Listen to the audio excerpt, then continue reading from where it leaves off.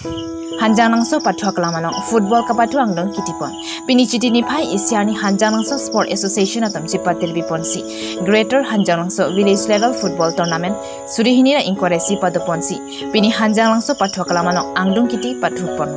Hanjang nangso sport association amai phu Jivan Chandra pathak pen mai chepahibu ponsi ani kangsam por phai ke thamra khrepu apor pen kongching timung village lapen mora kordoiguri village angmongsi angdung kiti pathu pon. Ke pathu ke chingpen mora kordoiguri village atam kachiting group ajok first half ahut goal ECPC sang second half ahut puthot kongching timung village atam penta goal isi chevoi thusi hin che homan thudelo adun thu tie breaker ke chithura ahut kongching timung village atam Plea goal lapen mora kordoiguri village atum ke thom goal vera job kongching timung village atum goal isi pen chepahi pono ke pathu ahut man of the match kongching timung village jersey lakhan nam cap kirla hanse amangsi chepalong pono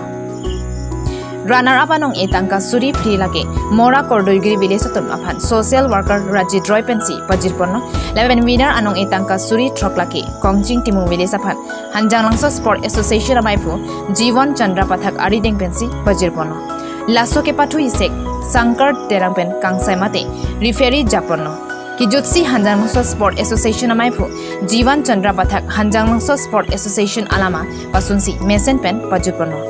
Hanjang nangso pen trisonek thilapen jepso deron Karbideli news